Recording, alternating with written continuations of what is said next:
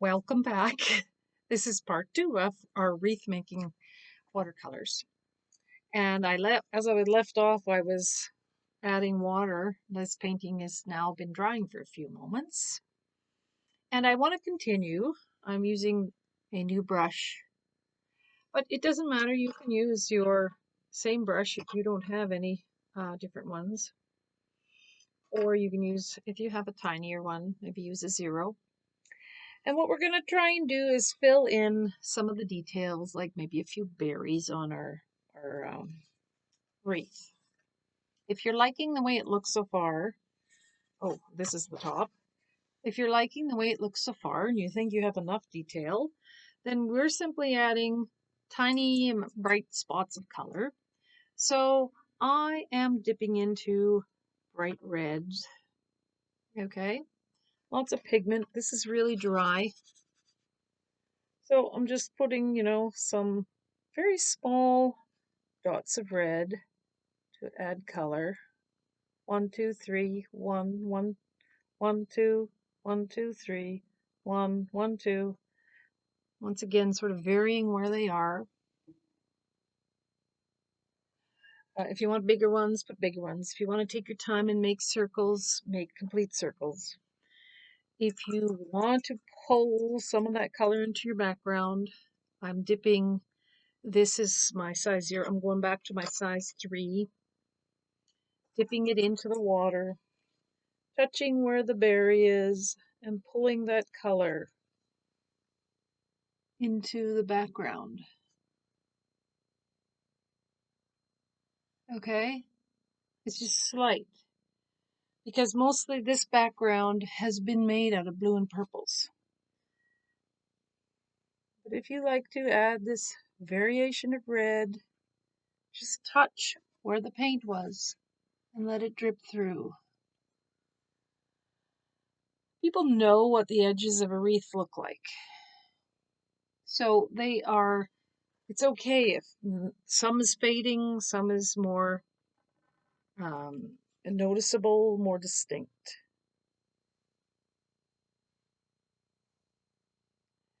At this point, you might want to paint a ribbon. Where would you put that ribbon? Would you put it at the top? Would you put it at the side? Would you let it hang over from the bottom? Is this a flat wreath, or is this a wreath you're looking at straight on, head on? So that's up to you. I mean, check out your 4 corners too, to make sure that they look different. This one's got a bit of green, this one's more blue, and this one's white. Is that okay? You could put your signature there, so that's okay. If you do make a bow, sometimes it's good to sort of practice that on a piece of paper because it's going to stand out. Can you paint sort of a bow that is going to flow?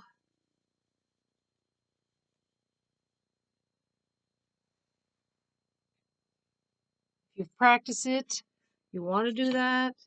Do you want to have it wrap around this wreath? Or do you want this wreath to be sort of a natural one? Okay, this is the top. All right, I'll try to show you a wreath. I'm going to make mine sort of more a purpley red. I'm going to put it here. Seems like a natural space for mine. I'm going to actually make it quite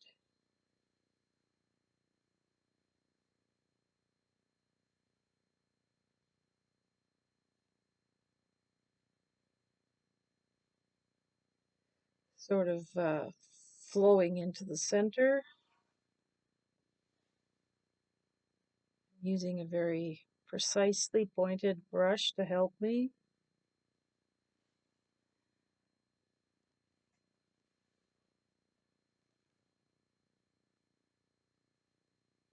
Now I'm kind of adding more bright red.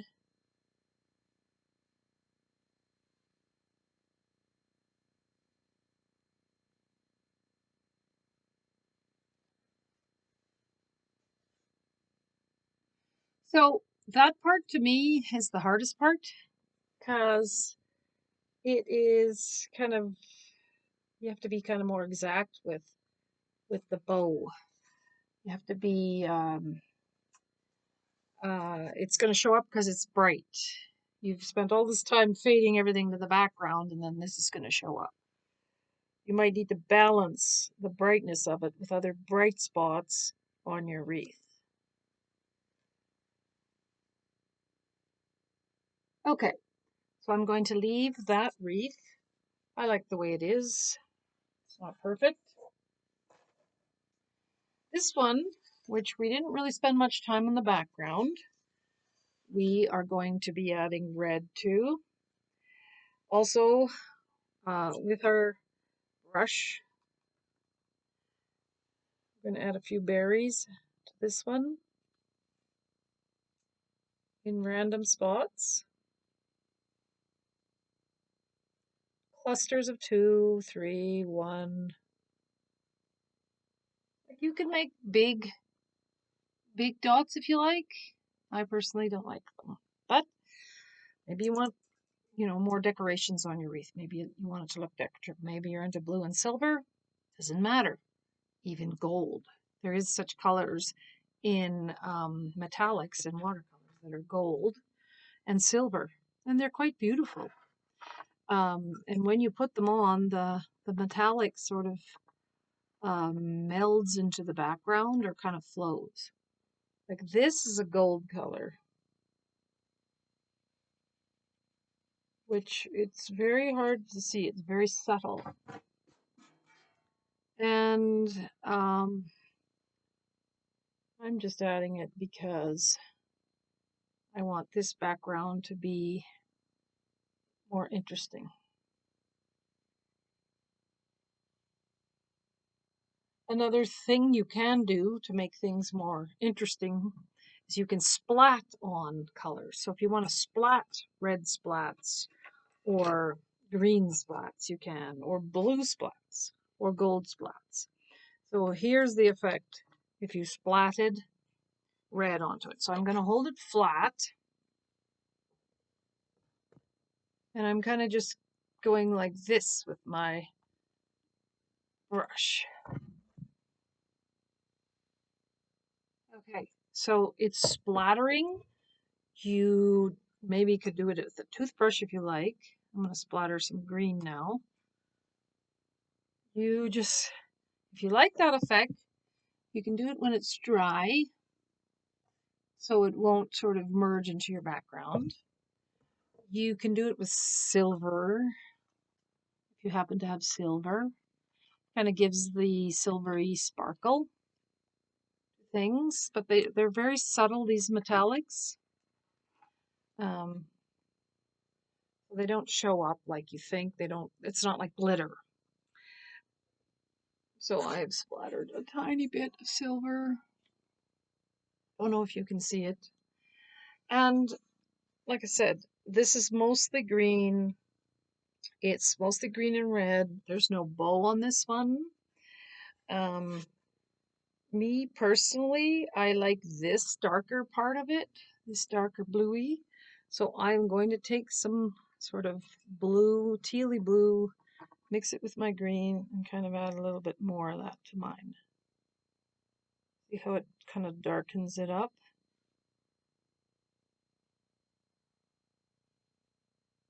And now I'm going to splatter some of that. So splattering is kind of a technique you might like to finish off a painting.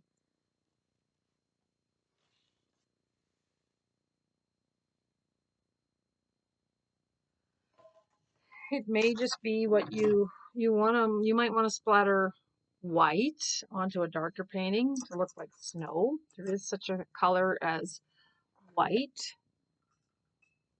So on my palette here, I have white.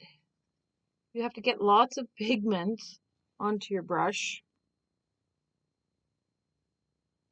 or use it really, really fresh. And once again, I'm going to splatter it. And I'm splattering this straight on to where the wreath is.